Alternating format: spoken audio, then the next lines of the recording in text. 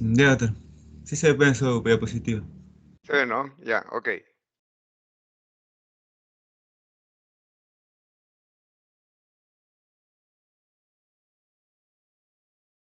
Ya, bien.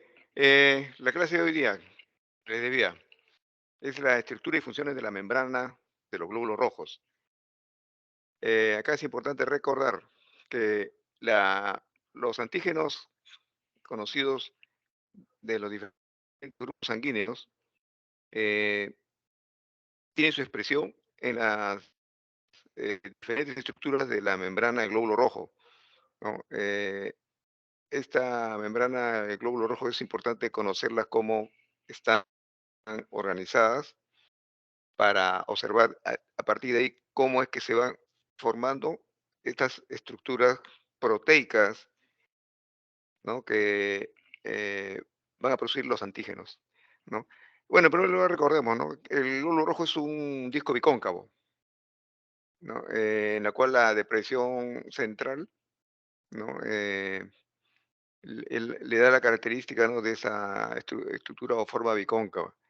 Eh, no tiene organelas como otras células, ¿no? Su misión fundamental, transportar y proteger la hemoglobina para que pueda realizar la función de transporte de oxígeno al mismo tiempo.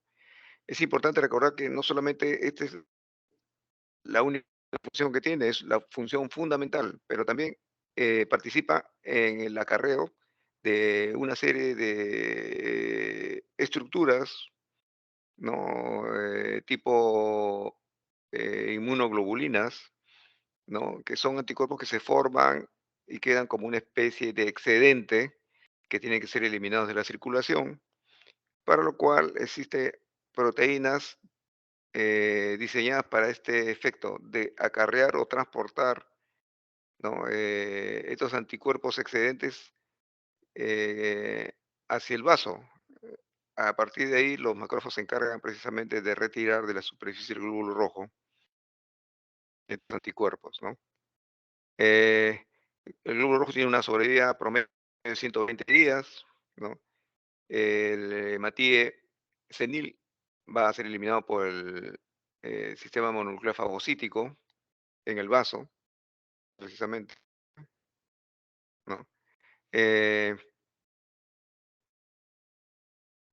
ya sabemos ya que el producto de esta destrucción va a conducir a la formación de bilirrubinas, ¿no? Otra característica del glóbulo rojo, su alta capacidad para la deformabilidad, ¿no? Es importante recordar que se forma en la médula ósea, ¿no?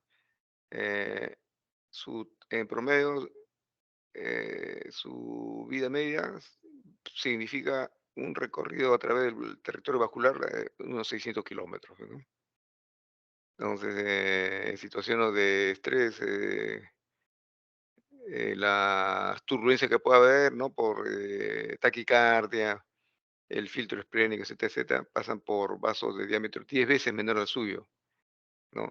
Pero da, como hemos dicho, su alta deformabilidad puede precisamente atravesar estas, eh, digamos, dificultades, ¿no? Recordar también el eritrón, cómo se forma, ¿no? A partir de las unidades formadoras de colonia, ¿no? Eh, en la cual puede ser identificable a partir de un proeristoblasto, eritroblasto basófilo, policromatófilo, ¿no? Eh, en la estructura del hematín hay tres estructuras bien definidas: la membrana, ¿no? Del glóbulo rojo, el contenido, la hemoglobina, ¿no?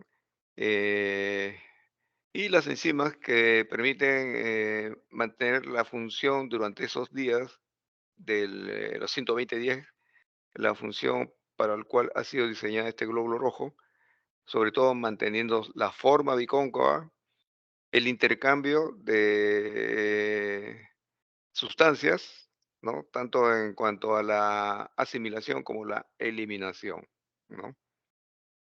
Eh, en relación a la membrana, básicamente hay que recordar, ¿no?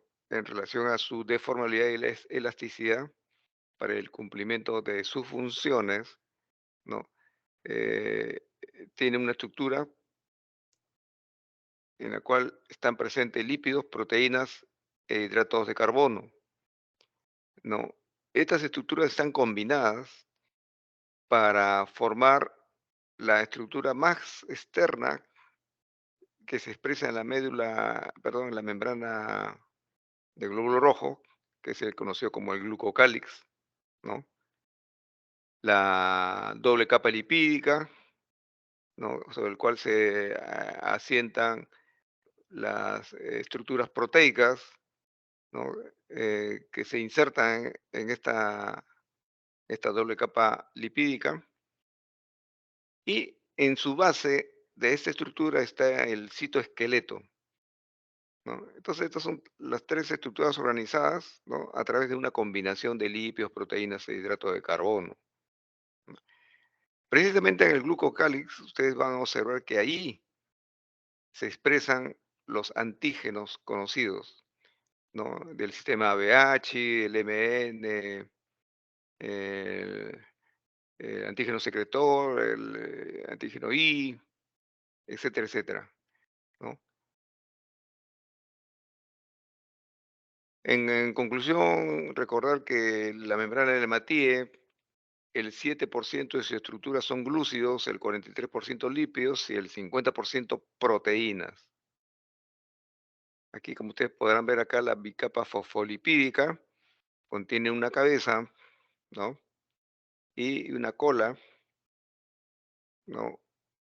Que organizado de la siguiente manera, como ustedes podrán ver, una cara externa, ¿no? En cual la cabeza, que tiene, es rica en ácido ciálico, ¿no? Le da cierta carga negativa, ¿no?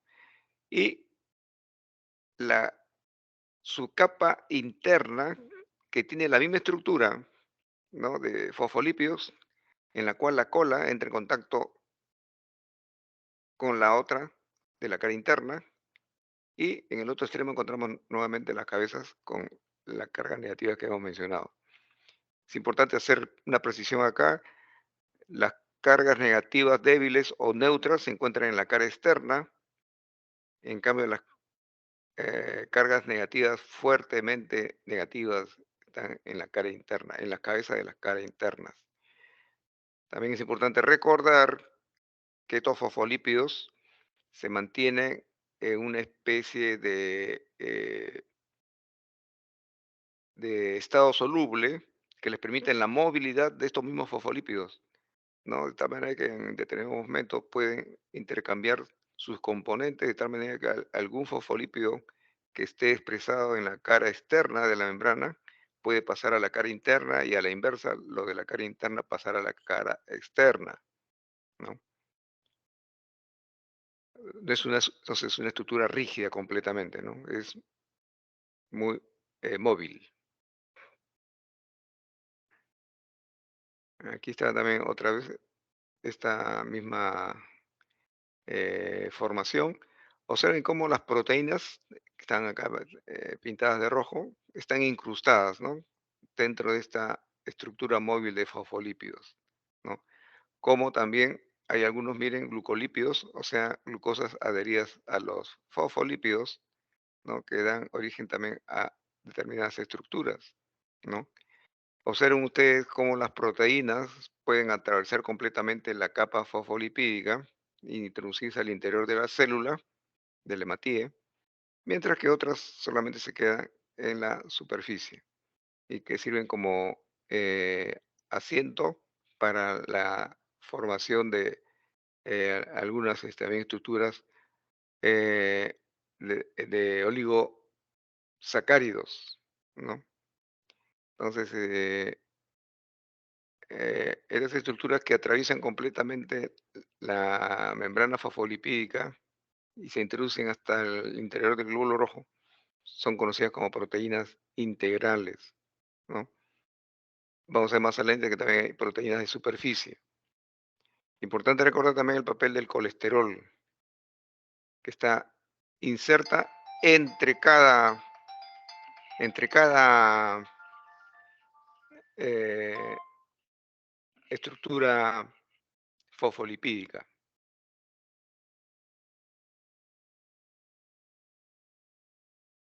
Bien, eh, acá solamente para demostrarles cómo las estructuras fosfolipídicas se insertan también en el exterior de la membrana fosfolipídica y hay otras proteínas, ¿no? Cuya carga positiva se unen, ¿no? De una unión electrostática con las cargas negativas de los fosfolípidos de la cara interna. Bien, entonces la membrana de Matrix está formada pues, por una bicapa fosfolipídica, en la cual el 80% son fosfolípidos y colesterol. En menor medida glicolípidos, o sea, estructuras de glucosas unidas a lípidos y aminofosfolípidos, es decir, aminoácidos unidos también a los fosfolípidos, distribuidos asimétricamente, ¿no? Eh, Se encuentran parcialmente embebidas a proteínas integrales de membrana, ¿no? Que están unidas fuertemente por enlaces apolares, ¿no? Su libre desplazamiento a través de esta bicapa contribuye a mantener la fluidez de esa estructura. Insisto, no es una estructura rígida, no permite una amplia movilidad, ¿no? Eh, a lo largo y ancho de la estructura fosfolipídica. Es importante recordar algunos fosfolípidos de membrana eritrocitaria. Por ejemplo, tenemos toda la fosfatidilcolina, también llamada lecitina, que representa alrededor del 13% de esa estructura, la esfingomielina, 26%, la cefalina, 27%, fosfatidilcerina, 13%, fosfatidilinositol, 5%, todas las más importantes. Es importante recordar esto. ¿Ya? Después hay colesterol, ácidos grasos, glucolípidos. Observen nuevamente, miren, estas dos estructuras fosfolipídicas, ¿no? En el medio se encuentra el colesterol, ¿no? Que le da cierta estabilidad, ¿no? A la estructura. Grupos polares en la cabeza, ¿no? Y una estructura más fluida en la región llamada la cola, ¿no? Nuevamente la misma estructura, observen lo que les mencioné, ¿no? Lo que predomina la fosfatidilcerina, fosfatidinoinositol, eh, fosfatilditanolamina, ¿no? Observen también cómo al exterior están también las mismas estructuras, los colesteroles insertos entre cada una de las regiones de la que forman la cola del fosfolípido. ¿No? Observen también cómo a temperatura normal los fosfolípidos se organizan de una manera distinta cuando la temperatura cae, ¿no? Lo que nos está hablando nuevamente que no es una estructura rígida. ¿Ya? Recordar los hidratos de carbono que forman parte de la membrana plasmática del glóbulo rojo, ¿no? Que contiene el 8% de este componente, ¿no? Eh, Menos del 7% se une a los glucolípidos y el 93% a proteínas.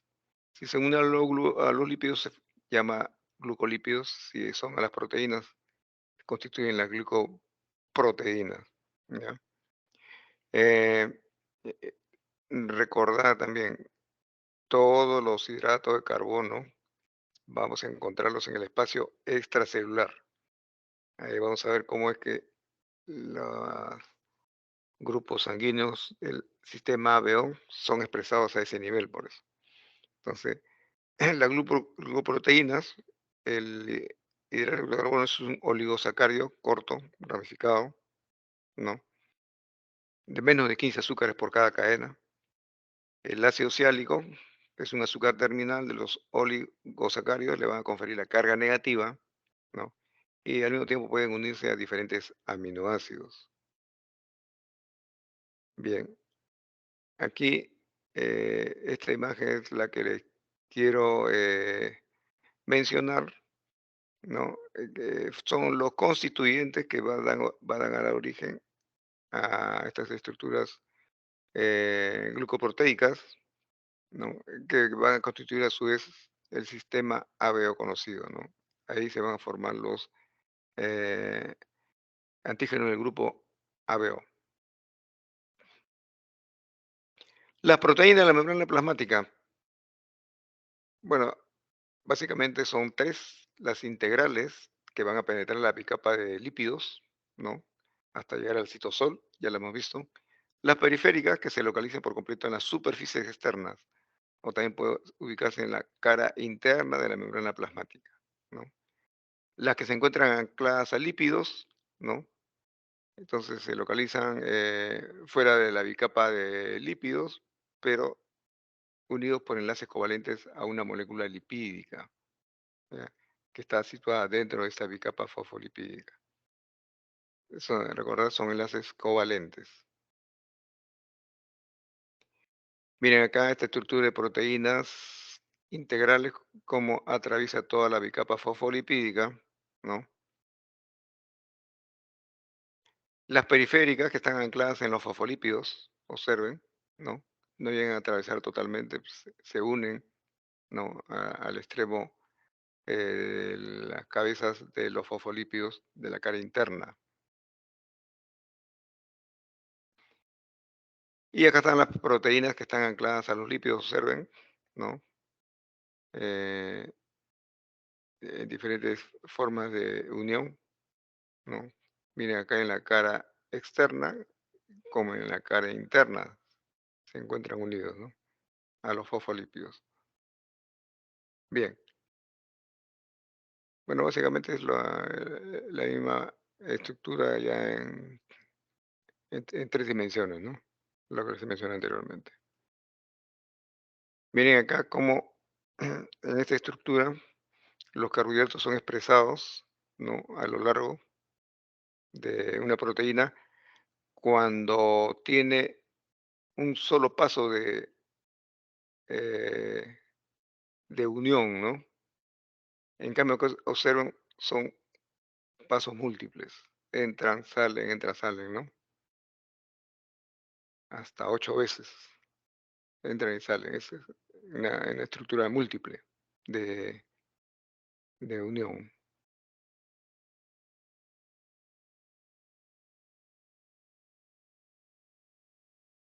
¿no? Igual lo mismo, de paso único, ¿no? Aquí están las estructuras en rojos, son los oligosacáridos que se expresan, pasos múltiples, ¿no? Observen ustedes, ¿no?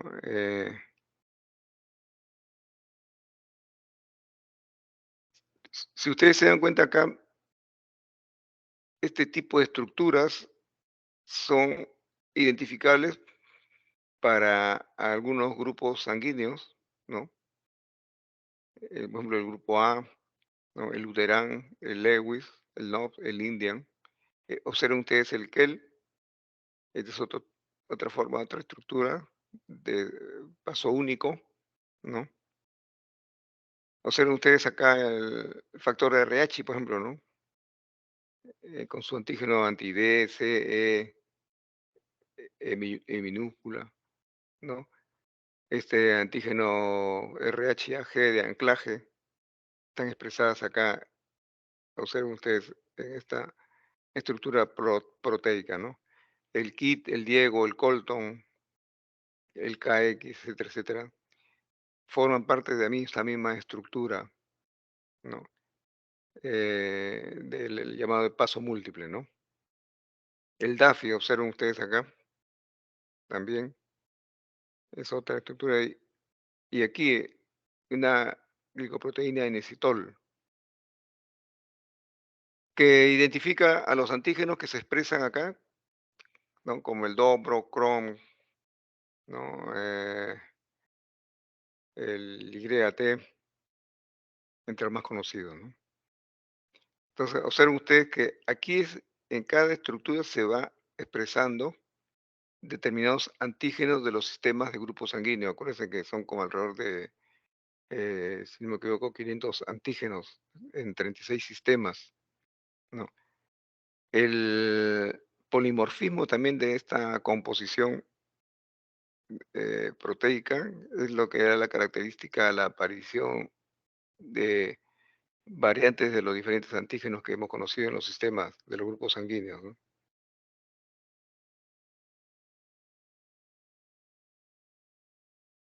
Bueno, esto solamente para mencionarles cómo es el patrón electroforético de las proteínas de membrana eritrocitaria, ¿no?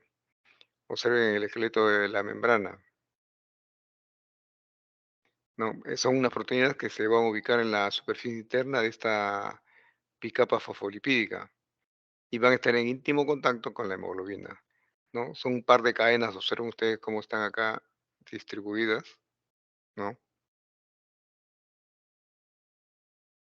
Y que es importante también aquí mencionarlos porque eh, están relacionadas también con los antígenos que anteriormente hemos mencionado, ¿no? Tenemos, por ejemplo, la espectrina, que es la que le va a dar la estructura característica del glóbulo rojo bicóncavo, ¿no? La proteína más abundante del esqueleto, ¿no? Eh, Se va a entrelazar y adopta una estructura helicoidal, ¿no? También se une a la glicoforina C mediante la banda 4,1, ¿no? Tenemos también la actina o banda 5, que se une a la espectrina y contribuye a la unión entre dos subunidades. La banda 4,1, ¿no? Estabiliza la asociación de la espectrina y su unión con la actina. Todas estas estructuras es importante recordarlos, porque aquí las proteínas de anclaje van a encontrar, ¿no?, su punto de contacto con el citoesqueleto.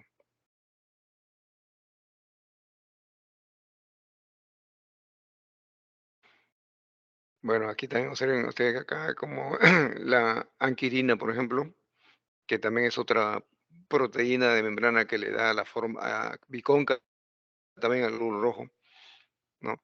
Observen cómo se también une a la beta-espectrina, ¿no? Para permitir convertirse en el soporte de la banda 3 y las glicoforinas A, ¿no? O la glicoforina C. Pero en este caso estamos hablando ya de otras estructuras que se adicionan como la tropomodulina, lactina, tropomiosina, ¿no?, que van formando una cadena sucesiva para llegar a lo mismo, a dar soporte a la glicoforina C.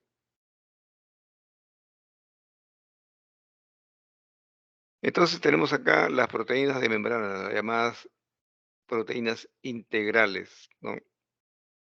La banda 3 y glicoforina participan en el mantenimiento de la forma eritrocitaria mediante su unión al esqueleto. La banda 3 viene a ser la más abundante del total de la proteína de membrana. Su función, contribuir al intercambio de iones, cloruro, bicarbonato. También encontramos ahí el receptor para el Plasmodium falciparum. Si no existiera esta membrana, con esta estructura, el Plasmodium no podía penetrar al glóbulo rojo, Plasmodium falciparum, ¿no? Tenemos las glucoforinas A, B, C y D que van a expresarse en la superficie, ¿no?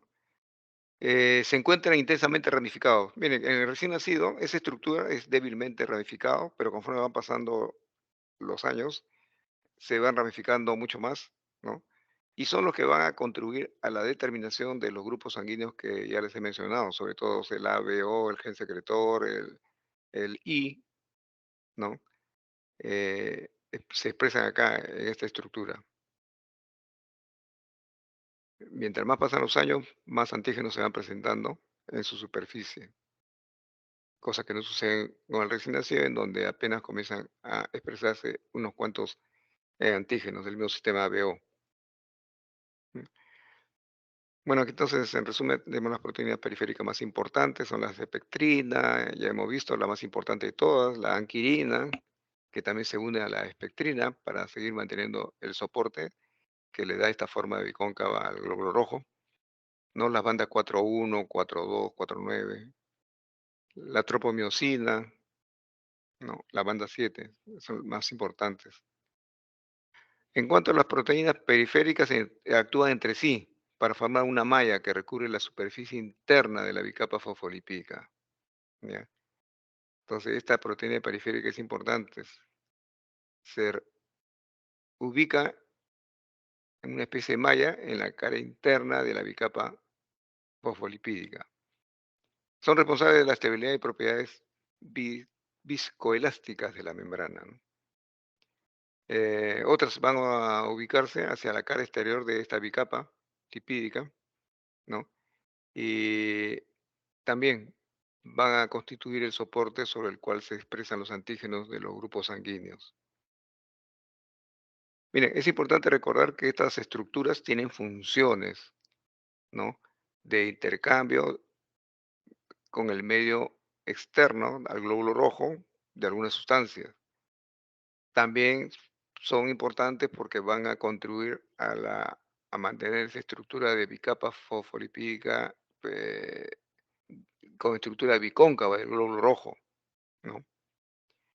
Pero, como repito, hay proteínas que tienen un polimorfismo en donde a veces hay un cambio de un solo aminoácido para que inmediatamente esta proteína se exprese de diferente manera. Y es lo que da origen pues a las estructuras antigénicas, ¿no? Propias, ¿no? De cada individuo, de tal manera que cuando uno transfunde el glóbulo rojo de una proteína que no lo contiene el receptor, ahí es donde se va a descubrir las propiedades antigénicas de algunas moléculas de estas proteínas, ¿no? Bien, entonces las interacciones proteicas que determinan la integridad de la membrana del glóbulo rojo son de dos tipos. La interacción vertical se fija en el esqueleto de la doble capa lipídica, ¿no? La unión de la espectrina con la banda 3, estabilizada por la anquilina y modulada por la proteína 4,9. Las horizontales, que son responsables de la estabilidad global de todo el esqueleto, del citoesqueleto del glóbulo rojo. Entonces, la unión de la espectrina, actina, la proteína otra vez 4,1, estabilizada también por la proteína 4,9. Bueno, acá el lado izquierdo es una fotografía a microscopio electrónico de barrido y el otro es el esquema, ¿no? De que lo que les he mencionado. Aquí está la interacción entre la proteína de membrana, las verticales, están unidas en la bicapa fosfolipídica, y las horizontales que forman toda una malla, ¿no? Situadas por debajo de toda esta bicapa fosfolipídica.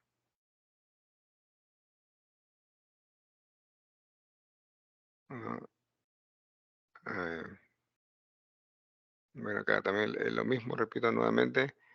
Observen ustedes cómo a veces una falla en la estructura de la espectrina va a dar origen, observen, a una esferocitosis hereditaria, ¿no?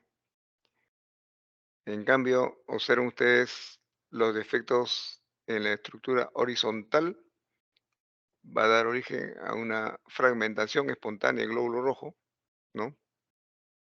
Y también a la formación de una estructura elíptica, la conocida como la eliptocitosis hereditaria del glóbulo rojo.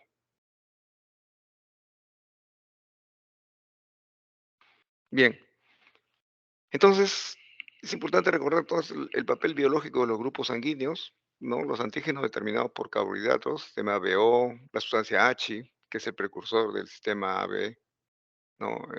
Lewis, ¿no? Son antígenos secretores, el sistema P, el I, que todos ellos tienen algo en común, que son productos indirectos de los genes que producen las glucosiltransferasas. Son indirectos porque la base de todos estos grupos sanguíneos son las glucosiltransferasas a partir del cual se van uniendo otras estructuras que le van a dar ya la característica de si son del sistema A, B, si son del sistema Lewis, el P, el I, etcétera, etcétera, ¿no? Otros antígenos son los polipéptidos, pero ya productos directos de los genes, ¿no? El RH, por ejemplo, ¿no? Es una proteína que tiene una característica genética única que se expresa en la membrana inmediata, no requiere una intermediación. El DAFI, el KEL, etcétera, etcétera, ¿no? Bien. Eh, bueno, a las fechas hay alrededor de 36 sistemas, ya los 33, esta información ya quedó desfasada, ya en grupos sanguíneos. Y el estudio actual está orientado primero a identificar los polimorfismos genéticos, ¿no?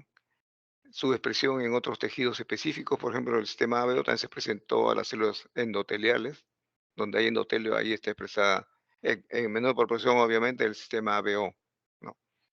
Y la relación entre estructura y función de cada uno de los grupos sanguíneos, ¿ya? Y más que función de los grupos sanguíneos, es la función de las proteínas que expresan estos grupos sanguíneos, ¿no? Acá tenemos un resumen de lo anterior, por ejemplo, para transportes, ¿no?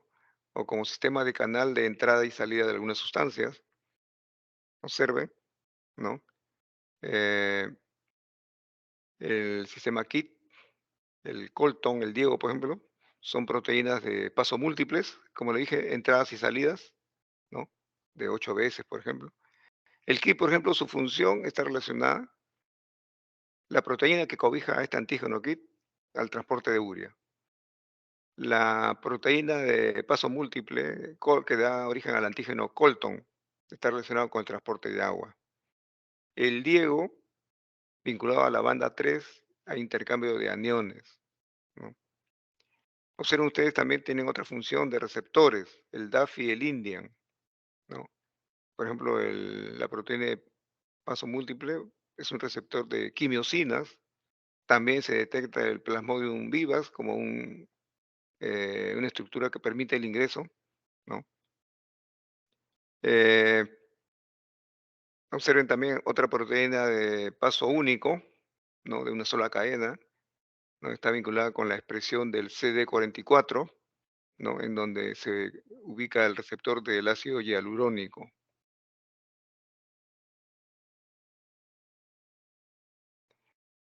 Observen ustedes acá los que expresan diferentes componentes que modulan a los fragmentos del complemento. El chido, Rogers, por ejemplo, es un grupo sanguíneo que se expresa, ¿no? En esta estructura, ¿no? Del complemento del C4, ¿no? El cromer, ¿no? Es una glucoproteína inositol, ¿no? Que es el regulador de complemento. El NOF, una proteína de paso único, que se expresa en el CD35 con el CR1, también regulador de complemento. Acá es importante recordar este fenómeno de regulación, dado que cuando la célula, mientras más senescentes, ¿no? Próximo a completar su ciclo de 120 días, este sistema regulador falla y el- la propiedad que tiene el complemento de eh, lisar a los glóbulos rojos, precisamente son expresadas de esta manera, ¿no? Cuando ya las células del glóbulo rojo comienzan a acercarse a su tiempo de vida media, pierden esta capacidad de regular, ¿no? De la actividad lítica del complemento y son eliminados, obviamente, ¿no? Aquí hay otras funciones de otras proteínas, ¿no? Relacionadas con la adhesión, con mecanismos enzimáticos, estructurales, ¿no? En el mecanismo de adhesión, por ejemplo, tenemos el Lewin, proteína de paso único, ¿no? En la cual también se expresa la superfamilia de inmunoglobulinas, y su función es ligarse a integrinas, ¿no? Básicamente en el CD11 o el CD18. El Luteran, ¿no? Que se expresa en esta proteína de paso único, también de la superfamilia de inmunoglobulina, y que puede unirse a la laminina, ¿no? Observen otro sistema, el YT, también es una glucoproteína ocitol, pero siempre vinculada a la acetilcolinesterasa, ¿no? Hasta el momento se desconoce cuál es la función, está en estudio. El KEL, ¿no? También proteína de paso único, es una endopeptidasa posiblemente relacionada con alguna metaloproteína, ¿no?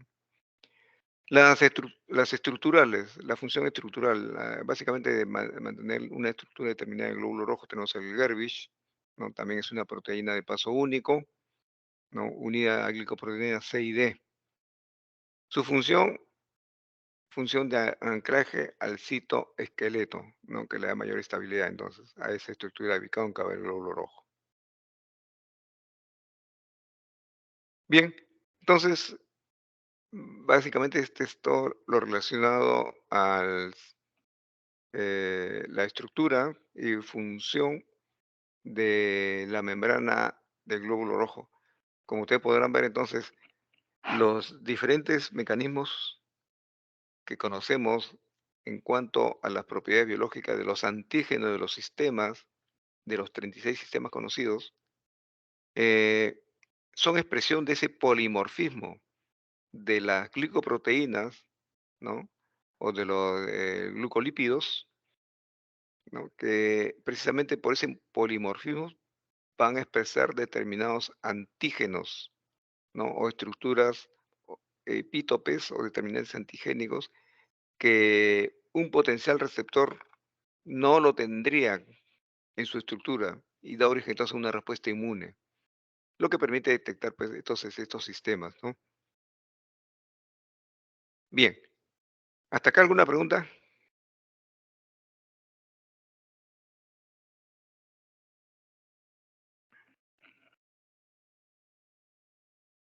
Sí se entendió, doctor. Bien, Está claro, entonces, doctor. Perfecto, doctor. entonces hasta aquí nomás quedamos.